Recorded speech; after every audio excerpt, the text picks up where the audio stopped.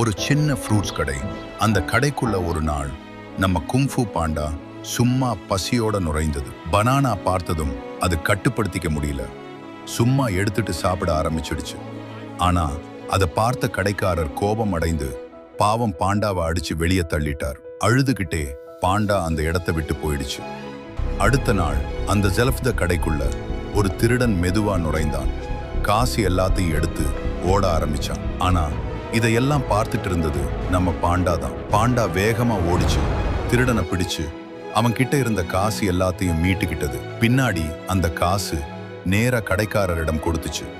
இதை பார்த்த கடைக்காரர் மனசுல வருத்தப்பட்டார். நான் இதை அடிச்சேனேன்னு நினைச்சு அந்த நாள்ல இருந்து பாண்டாவை கடையிலேயே வைத்துக்கிட்டு அன்பா பார்த்துக்கிட்டார்.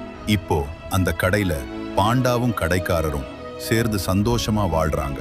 கதை சொல்றது என்னன்னா, அன்பு கொடுத்தா அன்புதான் திரும்ப வரும்.